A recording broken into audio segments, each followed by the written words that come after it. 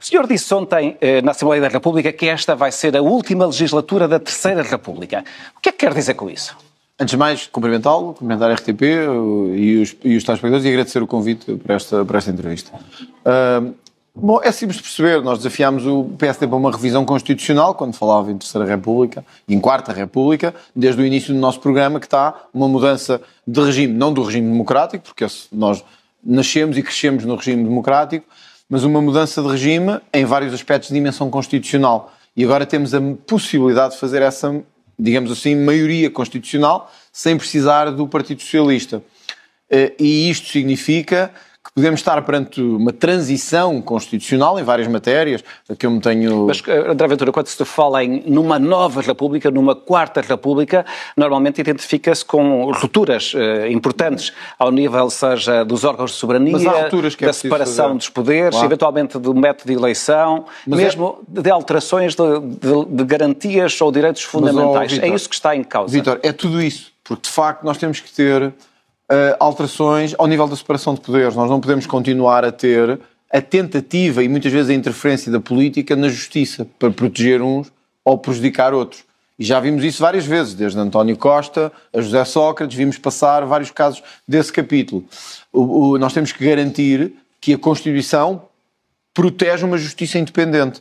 Independentemente das cores partidárias. Mas o André Ventura acha que a justiça portuguesa neste momento não é independente? Não, eu acho é que ela é passível de ser atacada por poderes políticos de má fé, e já vimos isso com José Sócrates e com o Procurador-Geral da República quando foi o caso de José Sócrates. Já vimos isso quando foi os casos, aliás, o caso Casa Pia é um evidente disso, quando ouvimos escutas de António Costa a falar com Ferro Rodrigues, a dizer que se vai encontrar amanhã com o tal do Ministério Público ou com o juiz tal, que está com o Presidente da República. É a podridão do regime, a podridão absoluta em que alguém tenta proteger, naquele caso era Paulo Pedroso, aliás, comentador nesta casa, acho errado, mas é uma decisão que a RTP tem que assume, para proteger Paulo Pedroso, numa conversa absolutamente que eu acho que qualquer polícia, magistrado ou juiz deve escandalizar, mas vemos, o que é que vemos aí?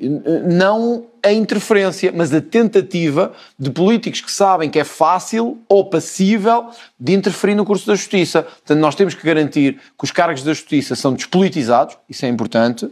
Garantir também que a justiça é blindada, eu não defendo nenhum governo de juízes, nem nenhum governo de magistrados. Eu acho que a justiça tem que ser escrutinada democraticamente, como todos os poderes. Mas tem que ter a capacidade de, quando tem que agir, não estar a pensar se é do Chega, se é do PS, se é do PSD, se é do PCP. Tem que agir. E isso é uma mudança de regime. A outra tem que ver com a própria forma de regime, se me permitir só. Sim. Antes de ir à frente, André Ventura, não se esqueça do que vai dizer. Só para dizer que em relação a Paulo Pedroso, na verdade, ele esteve detido, mas depois não houve nenhuma acusação sobre ele. E mais, o Estado português foi obrigado a fazer uma indemnização porque, exatamente por um abuso de poder. Tem razão quanto a esses factos. São os factos que são relevantes, não é? Porém, vamos lá ver. Mas não vamos voltar atrás. Não, eu só quero dizer isto porque eu é que toquei no assunto, não foi o Vítor que tocou no assunto, fui eu. O Paulo Pedroso teve as decisões que teve, eu não me conformo com elas, mas isso sou eu, cidadão André Ventura. Mas eu ouvi, eu li, porque o processo é público e nós lemos e ouvimos. E eu sei, e todos lemos, o que aconteceu. E é mais do que aquilo que as testemunhas eventualmente possam dizer. Mas eu não queria falar... Deixa-me só dizer, o Lula da Silva também foi tirado da prisão. E não é por isso que não é corrupto. Não é por isso, desculpe lá, com toda a franqueza. O Paulo Pedroso é uma má escolha, a meu ver, como contribuinte para a RTP. Acho que tenho direito eu nem sequer estou a falar sobre eu sei que é verdade que ele teve preso e o Estado pagou, na minha perspectiva, erradamente, e ele devia ter continuado preso. E porque eu estou a dizer isto, vi o processo, e li o processo, e é a minha opinião do que devia ter acontecido. Tenho direito, como tem cidadão. Todo o direito, mas o processo também, devo dizer, André Ventura, um processo não é um julgamento, não é? Um processo é uma parte... Não é, mas olha, Vítor, há uma coisa importante. Se Paulo Pedroso fosse tão inocente, porque é que houve uma movimentação tão grande do poder político? Não, mas porquê é que houve uma movimentação tão grande do poder político para o salvar? Porquê é que Ferro Rodrigues, António Costa e outros estavam tão preocupados em salvá-lo? Se consideravam que ele era inocente, que estavam por... Bom, mas então deixavam a justiça funcionar. Eu quando considero que a justiça funcionou sobre esse caso. Mas, Vítor, eu quando considero que sou inocente, olha, agora neste caso, sobre os ciganos e sobre tudo o que se passa com a questão dos ciganos, eu não vou tentar interferir no procurador, não vou tentar escolher o procurador, ou condicionar o juiz, ou tentar controlar a polícia. Eu deixo que a justiça siga o seu curso e sei ou sinto que vou ser inocente. Com Paulo Pedroso foi tudo o contrário. Sim, mas portanto, eu acho errado. Mas sobre esse caso, vale a pena sobre esse caso, não houve acusação e o Estado teve que o indemnizar. É verdade. Mas olha, se calhar vamos avançar. Só para terminar, um dia se calhar vamos indemnizar o José Sócrates. E eu não vou concordar com isso. Não é por ele, porque eu li e ouvi também. E ouvi a Casa da Mãe, a Casa de Paris e a Casa... Eu ouvi, eu não sou parvo. Nós também não somos, os portugueses também não são. Temos que acabar com esta história do formalismo. Quer dizer, há pessoas que são bandidos, ponto. Nós ouvimos e vemos. Quando eu ouço alguém dizer que vai transferir para aqui, comprar aqui, pôr ali... Para mim tem um nome. André Ventura, eu não queria insistir nisto, mas só um ponto. Não podemos ser nós, e o André Ventura é um homem do direito, não podem ser os cidadãos, porque houve uma coisa aqui, houve outra ali, que vão dizer este homem é bandido ou não é bandido. Vítor, isso também não é justiça. Vítor, desculpe lá, eu não é uma coisa aqui, uma coisa ali. Eu estou a dizer disputas que foram tornadas públicas. Quando eu vejo o José Sócrates a comprar casas em Paris, quando era primeiro-ministro, ou pagar ao Pinho não sei quantos milhares de euros para a conta, ou o José Sócrates a comprar casas no centro de Paris... Mas o caso vai ser julgado. Vai começar a ser julgado. Eu acredito sim, o que eu estou a dizer é, mesmo que um dia o José Sócrates, o que eu estou a dizer, porque eu vou assumir as minhas palavras, mesmo que um dia o José Sócrates, por prescrição ou por outra coisa qualquer, não venha a ser julgado, e até tínhamos que lhe pagar uma indenização, eu vou cobrir a cara de vergonha. E para mim o José Sócrates já continua a ser um bandido. Desculpe lá, eu sei que nós não estamos habituados a esta linguagem na política portuguesa, mas é mesmo assim, porque eu ouvi, é como o Lula da Silva e outros, eu ouvi, eu sei de que é que estamos a falar. Não é por um formalismo que deixam de ser. Agora compreendo o que diz. Sim. Temos que seguir... Só para concluir, eu não queria dizer mais nada, mas eu não queria mudar só... Na verdade, a justiça da Ventura não se faz só das opiniões de cada um dos cidadãos. Faz em tribunal, apresentando provas e contra-provas. Vitor, mas pode ser escrutinada. Com certeza.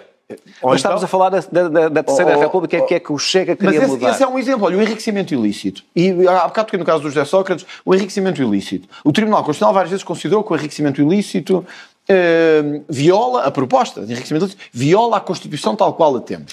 O princípio do ónus da prova. Isto é, exatamente. Da expressão do ónus da prova. De pessoas que enriquecem miraculosamente, cujo património aumenta miraculosamente, e temos infelizmente vários exemplos na Terceira República de que isso tenha acontecido, mas que o ónus da prova é violado e, portanto, não pode ser criminalizado. Este é o tipo de coisas que a Constituição pode mexer, que nós podemos mexer agora sem depender do Partido Socialista, e que eu chamo a mudança de regime, a mudança para uma quarta República, que funcione com menos deputados, com menos cargos políticos, com uma justiça mais rápida e não necessariamente com menos direitos. Mas também, se me perguntar assim, vai haver algumas limitações, por exemplo, ao nível do número de recursos que as pessoas podem fazer? Isso vai. Não vamos permitir casos como este da Operação Marquês. Mas eu pensei que quando falasse numa quarta república fosse uma ruptura mais forte. Mas acha que isto não é uma ruptura? Não, isto é uma ruptura muito forte. Sim, quando nós falamos de uma terceira república para uma quarta república, uma mudança substancial, não é... Porque as pessoas associam... Por exemplo, a questão do número de deputados é uma questão que, aliás, a Constituição atual permite que essa mudança... Até 180. Até 180, mas são 230. Nós queremos 100 deputados. 100 deputados chega. Mas neste momento a Constituição já permite entre 230 a 180. E está nos 230. Mas porquê é que não permite menos? Também, mas se nem 200 e 180 são, porque é que há de permitir menos, se nem 180 que é possível ser e não são. Vítor, porque é que a Constituição tem que dizer que nós caminhamos para o socialismo? Mas isso é uma reminiscência histórica, isso não é normativo, na verdade. Não, desculpe, já foi aplicada até em acordos do Tribunal Constitucional, já foi usada até como ferramenta hermenêutica, se quer falar de direito, no Tribunal Constitucional. Portanto, nós temos que ter uma Constituição em que todos, eu, Vítor, que não sei qual é a sua área política, nem quero saber, os senhores estão aqui a trabalhar connosco para este programa, todos nos possamos rever. Não pode ser nem os socialistas, nem os social-democratas, nem os do Chega, nem os do PCP. Tem que ser todos. E para isso precisamos de uma mudança de regime que vá desde a transparência, o reforço de áreas fundamentais, como a independência da justiça, garantir que temos menos cargos políticos, menos peso do Estado, mas noutras coisas também. Sim, mas normalmente, André Ventura, quando se fala nisso, não se fala numa mudança de regime, não é? Mas é uma mudança de regime. Uma mudança de regime... Mas é uma mudança de regime, sabe o quê? Vem à ideia, eu vou-lhe dar outra... A mudança, por exemplo, do regime democrático, as regras da democracia, pronto. Eu nasci em democracia. Eu sou um produto da democracia portuguesa também. Só quero dizer isso, não quero dizer mais nada. Eu nasci em democracia. O Chega... Só pode nascer em democracia e não ser democrata. Mas eu nasci em democracia e vivi toda a minha vida em democracia. Portanto, não há nenhuma saudade de outras coisas. Eu nasci em democracia. O Chega nasceu em democracia, fundou-se na democracia, cumpriu as regras da democracia e ganhou a liderança da oposição, como disse há pouco na sua peça, nas regras da democracia. Portanto, não é democracia, nós gostamos de viver em democracia. Mas vamos lá ver uma coisa, liberdade não é libertinagem. O que nós temos assistido às vezes é a libertinagem. Vou-lhe dar um exemplo. Que aqui até critica a justiça. Mas eu também me sinto livre para criticar a justiça quando preciso. Por isso é que existe liberdade. Por isso é que há liberdade. E bem. Olha, por isso é que eu sou contra processos que me metem por eu dizer o que penso. Acho que é um ataque à liberdade que não faz nenhum sentido. Dizer a um político que pode ir preso porque acha que os ciganos têm que trabalhar, ou que, etc. Mas deixa-me dar-lhe o caso destes indivíduos, para não chamar pior, que incendiaram o autocarro no caso dos protestos por causa da morte do Odair Muniz. E agora saíram em liberdade. Quer dizer, o Tiago, eu gostava de falar aqui do Tiago, porque as pessoas não sabem quem é o Tiago. O Tiago é um motorista que foi... Vítor sabe, mas muita gente não sabe. Ficou hospitalizado. Ficou hospitalizado, queimado, com queimaduras graves, ainda está a recuperar da sua vida e da sua saúde. Pois estes dois bandidos que puseram fogo ao autocarro já estão em liberdade a gozar a sua vida e o Tiago está a recuperar da sua saúde. Vítor, isto não é liberdade, isto é libertinagem, isto é descontrole, isto é bandalheira. E, portanto, quando dizem assim, o que é que chega? Isto é mudança de regime? É. Liberdade não é libertinagem. Liberdade não é cada um fazer o que lhe passa pela cabeça. Não é eu poder atacá-lo aqui a si, ou o Vítor a mim, não é? E, portanto, nós temos que ter também uma justiça mais dura, que não é necessariamente mau. Nós temos que perder a ideia de quando há ordem, isso é mau. Que vem aí o Salazar outra vez, que vem aí... Vamos lá ver, esta nova geração não quer saber do Salazar para nada. Nem quer saber do Estado Novo, nem dos anos 30, nem 40. Quer o futuro. O que eu quero dar às pessoas não é os anos 30, nem os 40, nem os 50, nem o PREC. Eu quero-lhes dar o futuro. E para dar futuro nós temos que ter uma justiça que funcione. Que diga às pessoas, és bandido, preso. És inocente. Liberdade e desfruta dessa liberdade. Eu quero mais liberdade, não quero menos liberdade. Comecei com esta questão do fim da Terceira República. Mas eu sei que foi mal interpretado, fez-me bem a pergunta. O André Ventura anunciou porque pressupôs uma mudança, que vinha aí uma mudança mais radical. Aquilo que está a dizer podem ser considerados alguns aperfeiçoamentos na justiça ou mudanças nas penas. Pronto, isso é há componentes dessa área que nem dependem da revisão constitucional, dependem da mudança. Mas muitas penas, deixa-me dar-lhe outro exemplo só para que isto fique claro. As penas, tirando a pena de prisão perpétua, na cabeça das pessoas, o André Ventura defende, não são possíveis de mudar sem ter que se intervir na Constituição. Mas olha, essa é importante também, porque a Constituição diz que em caso algum poderemos ter este tipo de situações. Sim. Eu não acho que as Constituições devam dizer em caso algum, porque as pessoas mudam, e os países mudam, as gerações mudam, e não temos que estar vinculado ao que pessoas nos anos 70 nos disseram. Quer dizer, eu respeito muito os anos 70 e 80 e 60, mas não mandam em nós agora. Não dizem o que é que temos que fazer. Nós somos livres e soberanos. Mas sim, é uma mudança de regime. Sabe porquê? Porque nós habituámos-nos a viver neste modelo de país, até do ponto de vista económico. A Constituição Portuguesa tem um modelo económico absolutamente estatizante, que derivou da presença do comunismo e do socialismo nos anos a seguir à Revolução, que foi o que foi. Não sou historiador também, mas foi o que foi. A presença foi o que foi, moldou o que moldou, mas criou uma coisa. Sabe o que é que criou? Criou uma série de poderes dependentes da mama do Estado, em que todos estão dependentes do subsídio do Estado para viver, todos estão dependentes da nomeação do Estado para continuar a sobreviver e ninguém quer tocar. E quem tentar tocar é ameaçado porque estão carreiras, lugares e subsídios em causa. Isto é mudança de regime. Porque o novo regime deve dizer assim, meus senhores, querem sobreviver? Trabalhem. Não venham viver à conta do Estado. Trabalhem. Isto aplica-se à RTP, que é canal do Estado, mas não é a RTP específica. A todas as instituições do Estado. Não fiquem dependentes da mama do Estado. Às minorias. Acabou a brincadeira do vivam de subsídios à vontade. Não. Trabalhem. Ou seja, se me pergunta assim, isto é uma mudança de regime? É uma mudança de regime, porque é uma nova mentalidade também. André Ventura, vale a pena sublinhar que o acesso aos subsídios de Estado tem sempre condições. Não é toda a gente que pode ter acesso aos subsídios. Mas não estão sempre aplicados, como sabemos, não é? Estão sempre mal aplicados quando vemos o que é que está a acontecer. Quer dizer, não sei, de vez em quando há expansões e há... Olha, eu vou dar um exemplo, que eu já usei até... Há pessoas que perdem e outras que não é, digamos, não é essa ideia genérica de que toda a gente vive à conta do Estado. O Estado apoia as pessoas que são mais pobres e que têm que fazer prova disso para ter esses Infelizmente não é só pessoas que são mais pobres. Mas deixa-me só dizer isto. Se me permite. Sim, há uma série de, para lá das pessoas, de associações e instituições que se habituaram a viver à conta do Estado nos últimos anos e que nós também temos que acabar com isso. E isso não é popular de se dizer, mas temos que fazer isso. Eu dei o exemplo já e as pessoas podem confirmar. Vão ver o dinheiro que fundações como a Fundação Mário Soares receberam nos últimos anos. E o Vítor dirá assim, bom, as pessoas mais pobres. Mas a Fundação Mário Soares é uma pessoa pobre? O Mário Soares era sequer uma pessoa pobre? A família do Mário Soares são sequer pessoas pobres? Não. Habituaram-se foi a isto. Qual é a melhor forma de gerar riqueza? Sugar-lhe a massa toda do que você trabalha e dos seus impostos. Agora vamos ver. O que é que fez a Fundação Mário Soares pelo país para receber os impostos que recebeu? Eu não sei nada que tenha feito. Mas já investigou? Tentou saber? Não tentei saber e não encontro nada. Mas sei uma coisa. Sei que pagou uma série de pessoas para continuarem a trabalhar lá. E, portanto, A Fundação Mário Soares é só o exemplo. Pelo que eu sei, não são assim tantas pessoas que trabalham lá da Fundação Mário Soares. Mas então o que é que se fez ao dinheiro que lá gastámos, aos milhões que lá gastámos? E há um acervo que vale a pena. Vitor, qual acervo? O acervo é dar dinheiro. Faz parte da história de Portugal. Mas eu gostava de avançar. Mas deixa-me só dizer isto. Qual acervo?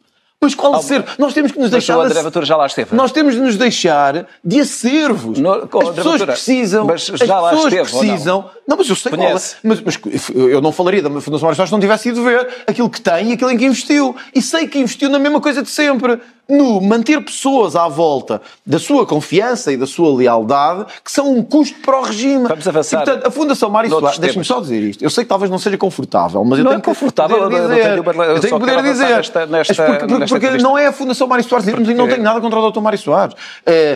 Tenho politicamente, não tenho nada pessoalmente. A Fundação Mário Soares é um exemplo. O Vítor estava a dizer, bom, mas temos que dar subsídios a pessoas mais pobres. Mas este é um exemplo de associações, de instituições, de fundações que vivem à conta do Estado e que nós, nos últimos anos, não temos parado de dar dinheiro em vez de ajudarmos quem trabalha, quem investe e as famílias. É só isso. Isso é uma mudança de regime. Eu acho que já vamos falar sobre esse tema da reforma do Estado um pouco mais à frente quando falarmos do novo governo. Mas sobre a liderança da oposição, o Chega teve mais de 1.400.000 votos nas últimas eleições, ficou um pouco atrás do Partido Socialista em termos de votos, mas teve mais deputados, o que faz de si o novo líder da oposição.